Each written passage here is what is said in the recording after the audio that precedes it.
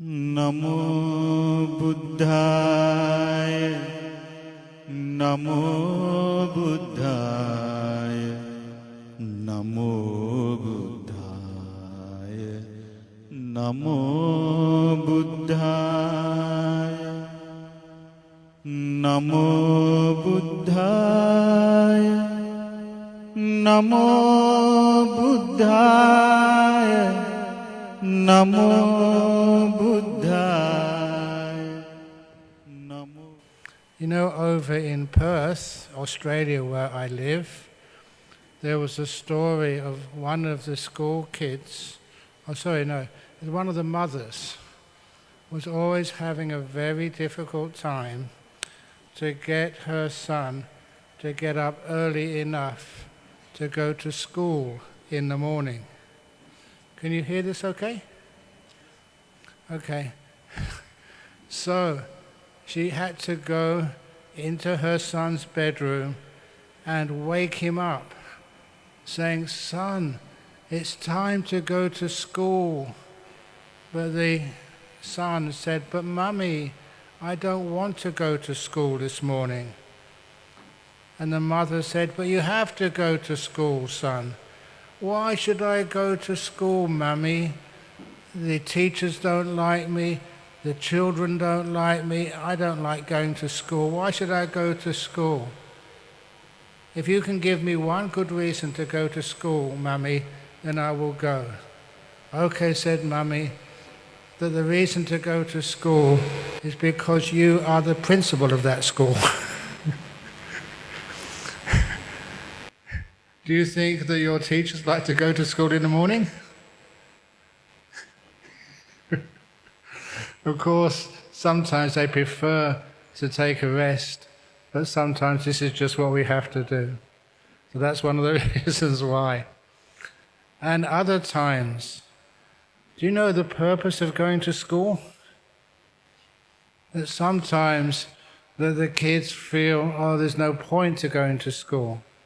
But I'll tell you one of those reasons. I am a forest monk, which means that for my whole life I've lived in forest monasteries. And many of those years I lived my life in the monasteries over in the forests of the northeast of Thailand, which was a very, very, very poor area.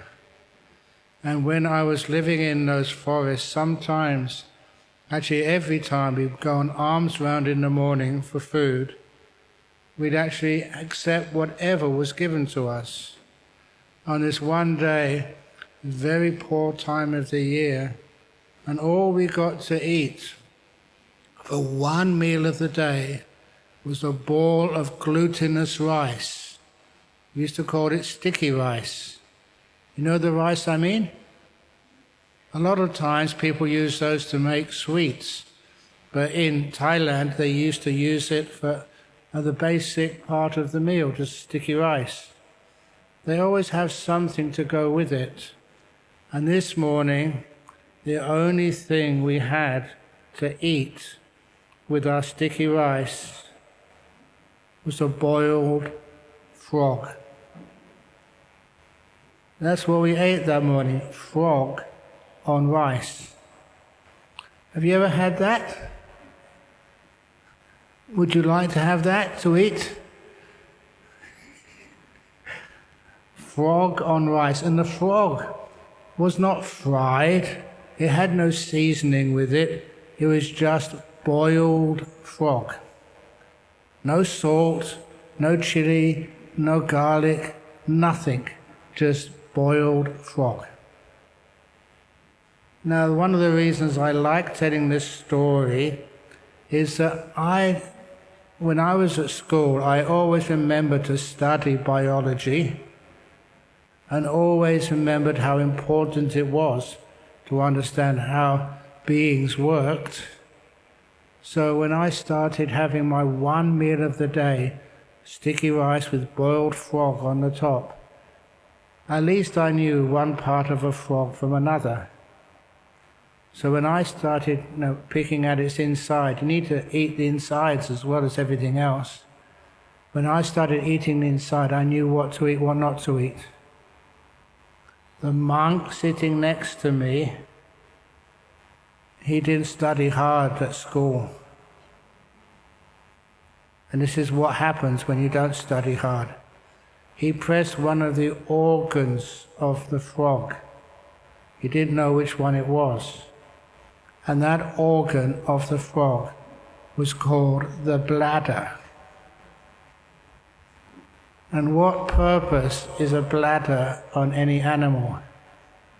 One of the things which it stores is the urine.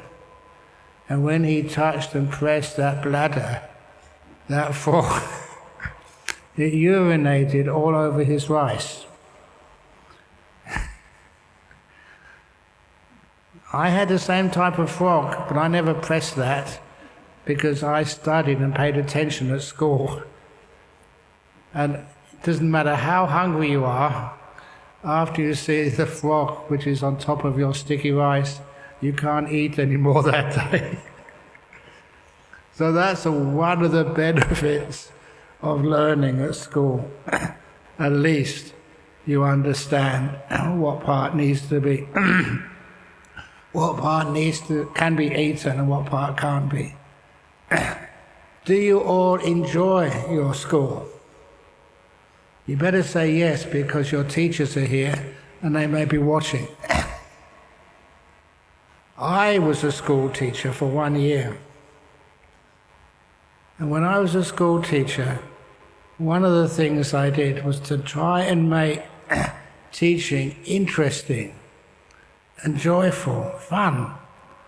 For example, what is my nickname here in Sri Lanka? What do they call me? Smiling white monk. Why am I like that? And I'll tell you one reason. That once I got to university,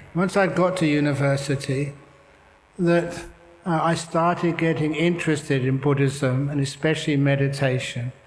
And my teacher at that time at university, the Buddhist teacher, he told me this question: what is the first thing you do when you wake up in the morning?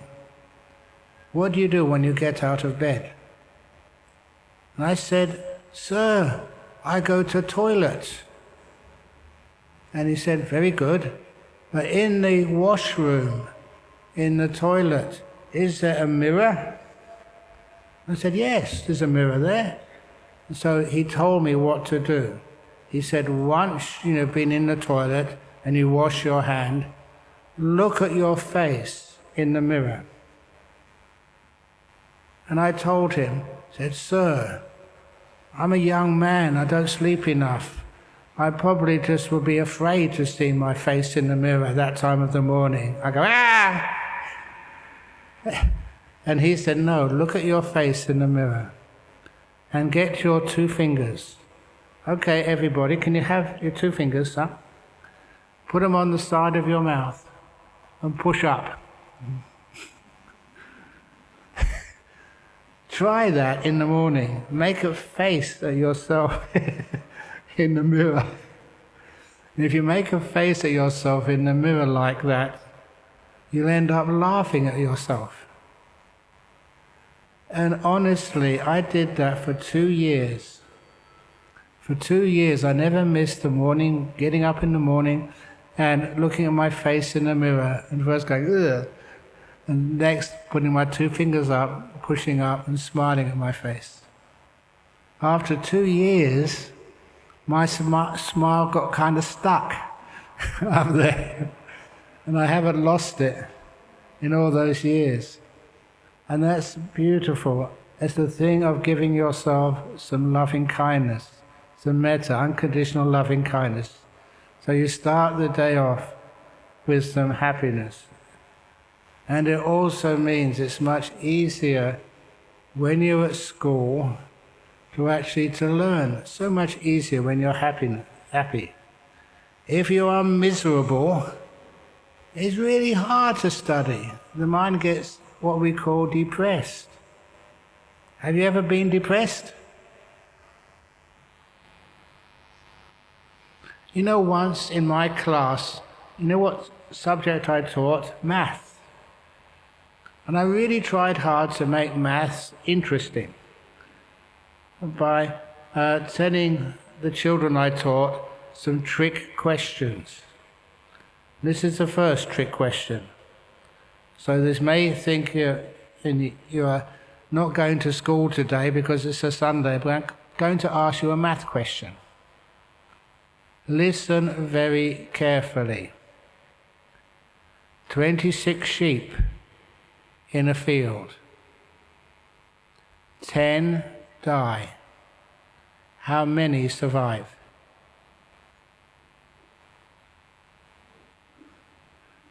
Do you want to get out your computer?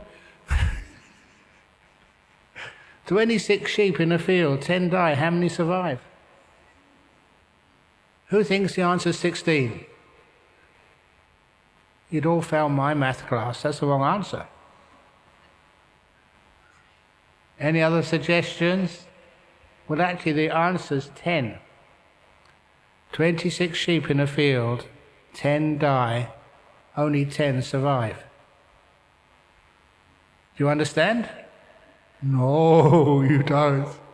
I'll say it slowly. A lot of times it's important for us to listen carefully. 20 sick sheep in a field. That's why they died, they were sick. 20 sick sheep in a field, 10 of them die, that leaves 10 surviving. You understand now? I know that sometimes people tell me that, Ajahn Brahm, you don't teach Dhamma in the usual way. And I say, I teach Dhamma in the traditional Sri Lankan way. Don't you remember when the Arahat Mahinda landed on Mahintale, and the first person he taught was King Dewanampiyatis, and he only taught him once he asked him a riddle. Fortunately, the king got that riddle correct. You all got it wrong, so I think I better fly back to Australia. No, of course not. But anyhow, when you are at school, when you are learning, sometimes some kids get depressed. And there's one of the kids in my math class got depressed. It was a class of 30 children I was teaching.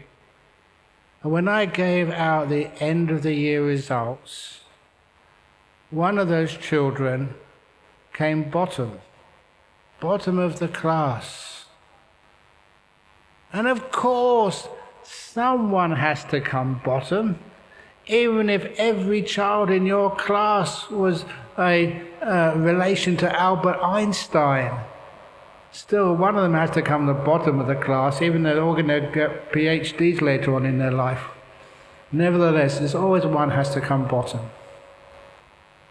When I gave out the results and looked at his face, he was quite happy before he got the results of the exam, but afterwards his face drooped, his shoulders dropped.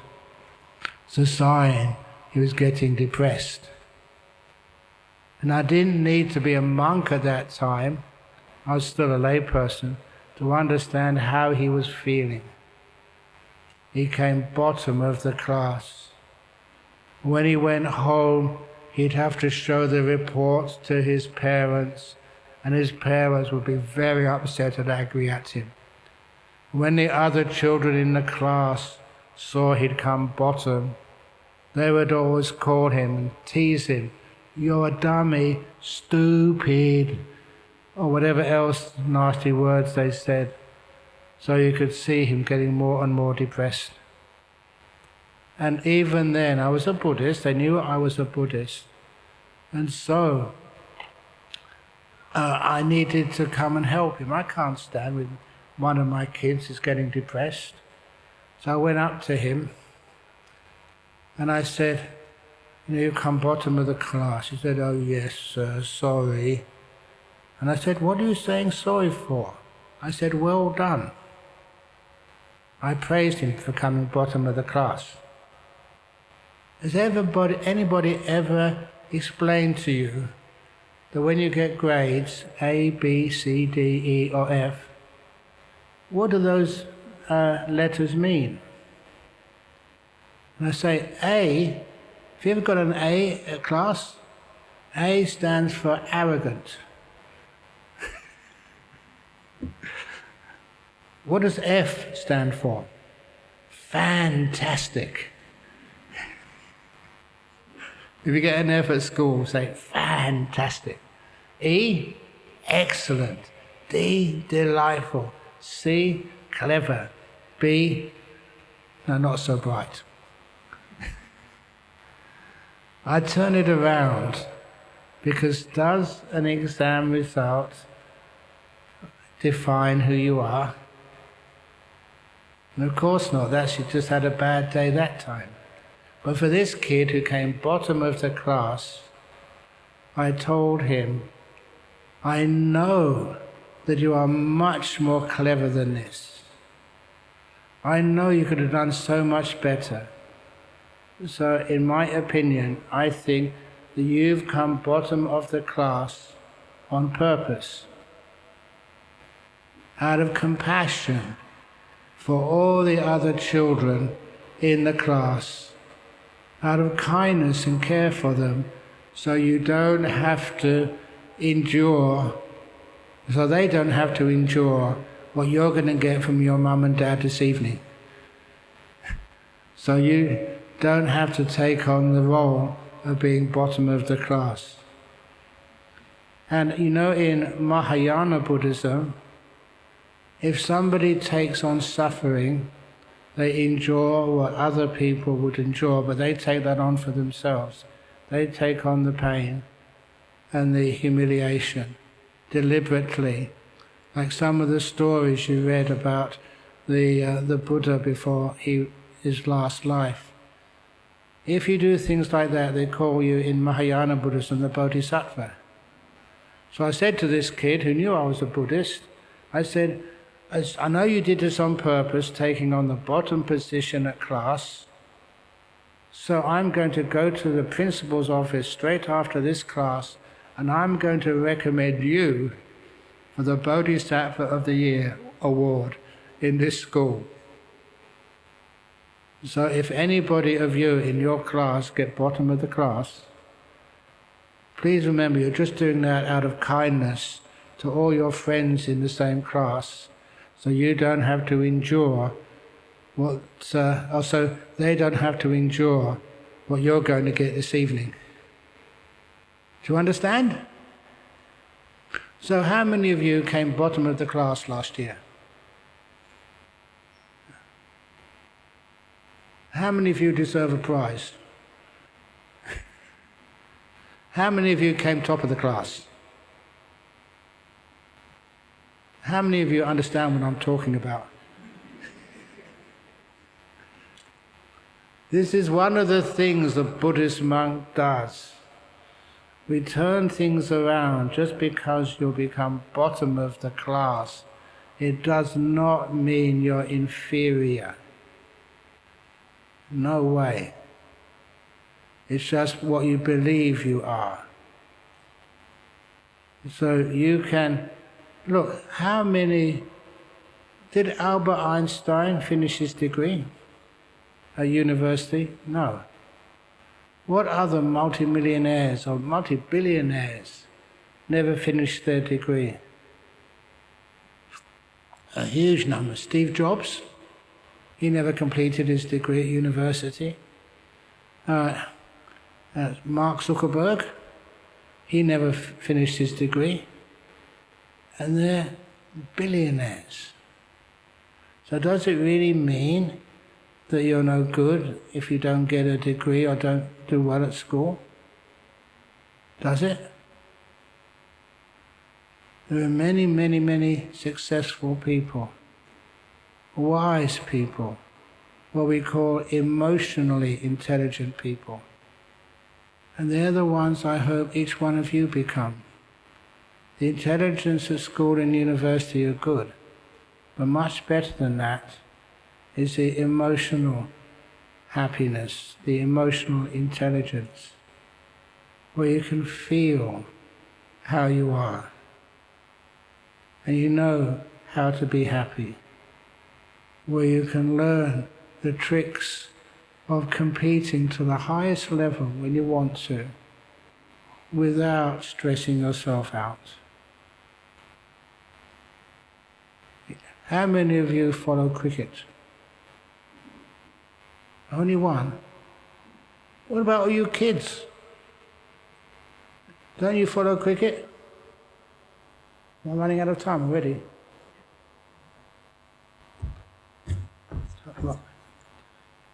Okay.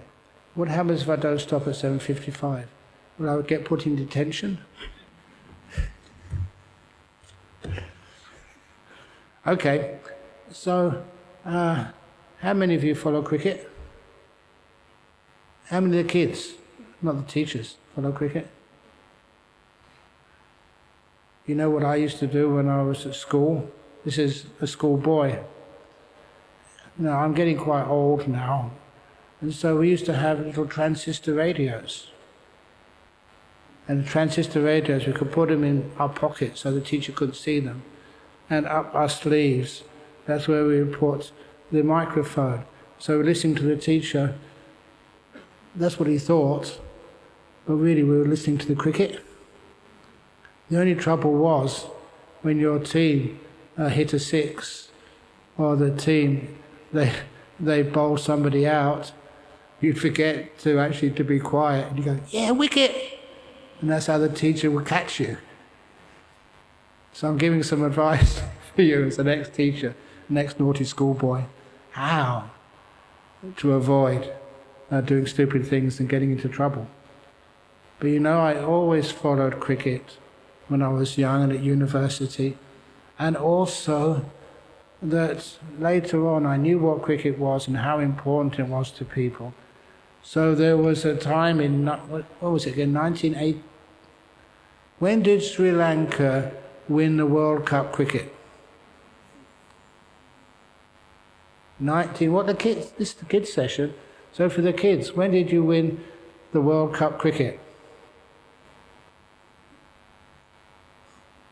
You don't know.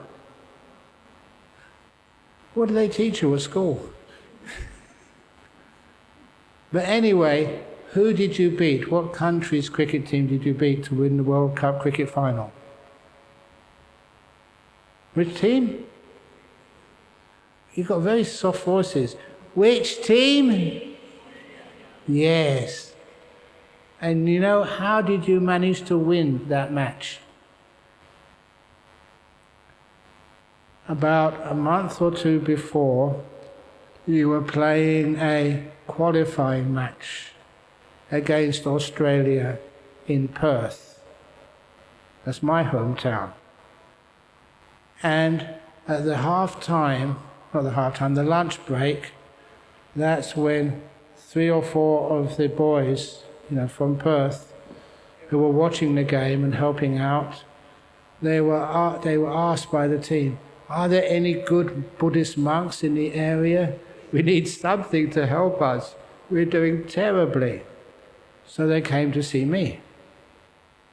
And so I made them 12 pieces of pirit thread. You know what pirit thread is? Any of you got some on your wrist? Yeah, a few of you have. So I gave them 12 pieces of pirit thread. Why 12? 12 for the 12th man. I know my cricket. And I gave them to them. I never knew what would happen next until a couple of months later I saw in the front page of our local newspaper the captain of the Sri Lankan cricket team, Ajahn Brahm. Do you know him? He was the captain of the team who beat Australia and won the World Cup cricket. He had the cup above his head. You know what I saw on his wrist? I recognise that. That was the thread, the pirit thread, an Australian monk gave to him. And I always say that is why the Sri Lanka beat the Australians at cricket that year.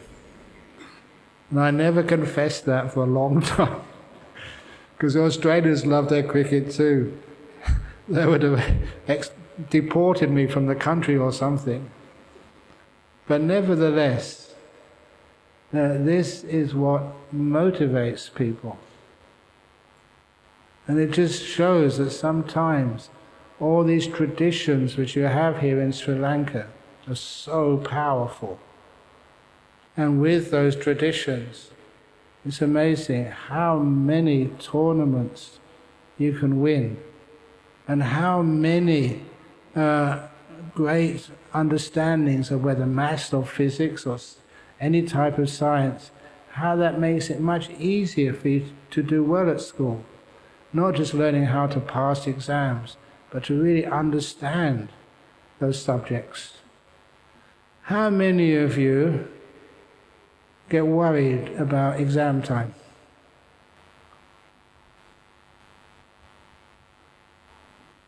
Okay, please, is that going to help? If we hand down, is that going to help you to do well? No. How I did well, first of all, I'm going to get into trouble with your parents maybe. Maybe they may not invite me next year here, but this is true. I was very good at maths, O-levels and A-levels, and university as well. And sometimes I was doing my math homework and listening to the loud music. I used to like rock music as a young man. Now, I'm 73 now, 74 soon. And because I was listening to loud music, my father would catch me. He said, "You're supposed to be doing your homework. Instead, you're listening to music." And I said, "I'm doing the homework at the same time." Can you do that? To do homework and also listen to loud music? My father said, "Turn the music off." You know what I did? I took out my latest scores and results, at school. It was always 100%, 10 out of 10, top marks. And I said, "Look, it works. I'm getting top marks at school." And I was. And so my father couldn't argue with me anymore. And I could listen to loud music as long as I still did all the homework and excelled at it. So each one of you, I don't know what you like looking at or listening to, make sure your results are top. And then you have so many privileges in life. Do you understand? And one of the last things about passing exams. You know how I learned how to pass exams? Through meditation, not through worrying. So instead, these are the last exams which I did at university. They called them the final exams. And those exams at Cambridge in 1972, in natural sciences, and I was studying theoretical physics. And so it started off with a 3-hour exam, a 3-hour paper, in the morning, on a Monday, an hour for lunch, 3 hours in the afternoon, for another paper. Monday, Tuesday, Wednesday, Thursday, Friday, and even Saturday too. 6 days in a row, morning and afternoon, exams. So after the morning exam on something easy like quantum mechanics, I had an hour for lunch. I never had any lunch. I had a big breakfast in the morning and a big dinner in the evening. I wasn't a monk yet. And lunchtime, what I did was go to my room and meditate. Sat down on a cushion. And the first thought which came into my mind was the morning exam. Did I answer the questions correctly? Have ever you worried about that, an exam you did yesterday, and worried if it was a good result or a bad result? That really is stupid.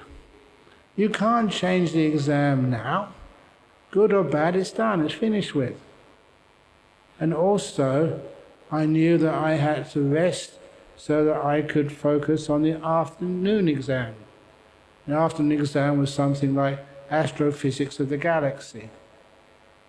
I remember that course at Cambridge because that was taught by Professor Stephen Hawking's teacher, Professor Sharma. That was really fascinating stuff. You know, one of the experts in that area, what this galaxy is like. But I was going to do an exam on that in the afternoon. 3-hour exam on astrophysics of the galaxy. And of course, you just did an exam in the morning. I was tired, almost exhausted. So when I realized the best way to prepare for the future is to not worry about it. It's one of the Buddhist sayings, your future is being made right now. Not in the future. The future is made by how you practice rest, relaxation, mindfulness right in this moment. At least I knew that enough to let go of worrying about the future and stay in the moment. When I stayed in the moment, the next thing which I noticed, I was shaking. I was nervous. And the reason I was nervous, obviously, because I was worried about the future. And I hadn't been noticing the present at all. And so because of that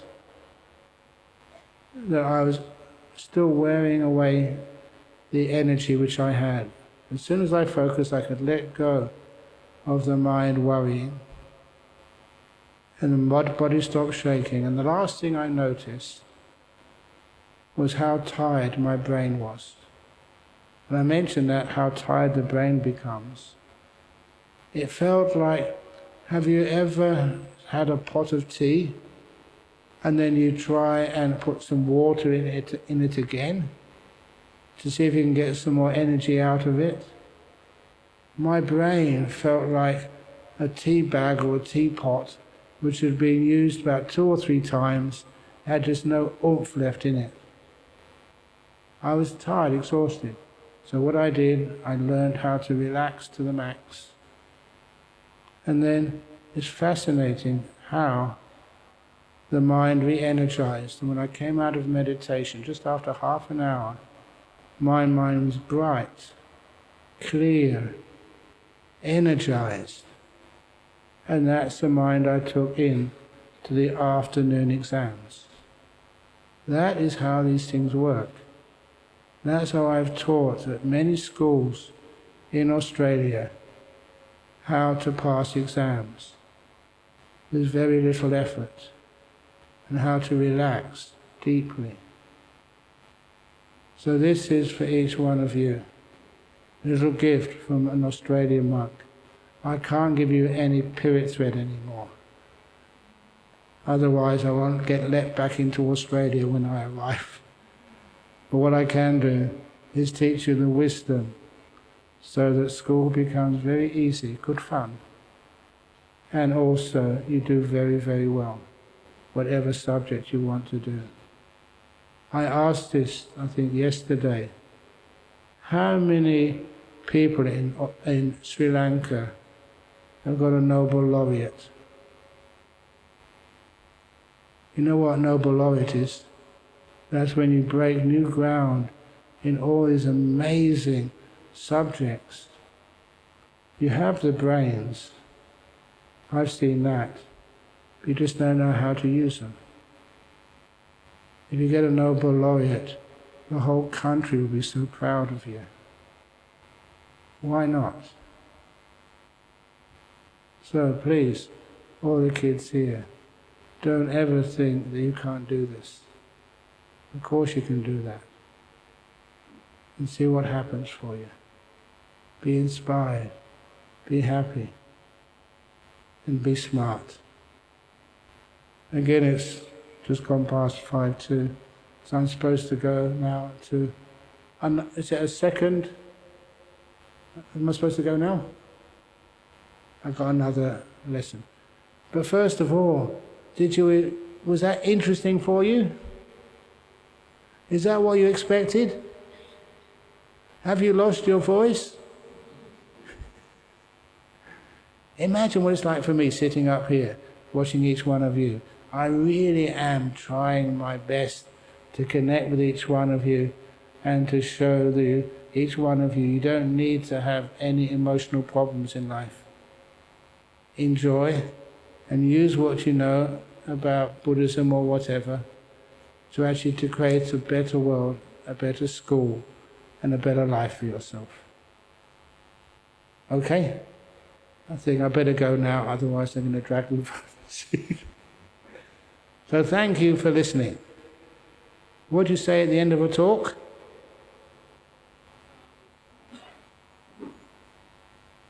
That's all. In Australia, I teach everybody at the end of a talk, you put your hands up and you say sadhu, sadhu, sadhu with everything you've got. Sadhu. Sadhu. Sadhu. Okay, now do it by yourself. Come on.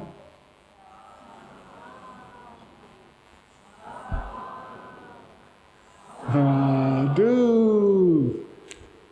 Is that more interesting and fun than just going sadhu, sadhu, sadhu?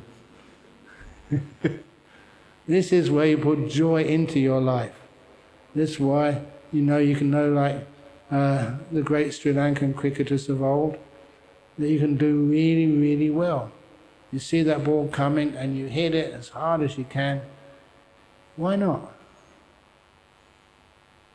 So anyhow, I better behave now and go to the next place I'm supposed to be sitting.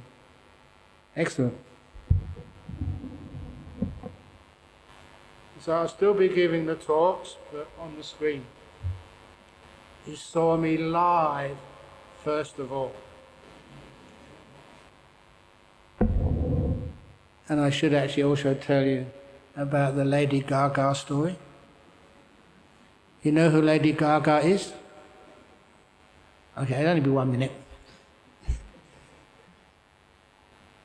I give a talk in so many different countries. Once I was giving a talk in the town of Medan in Sumatra, part of Indonesia.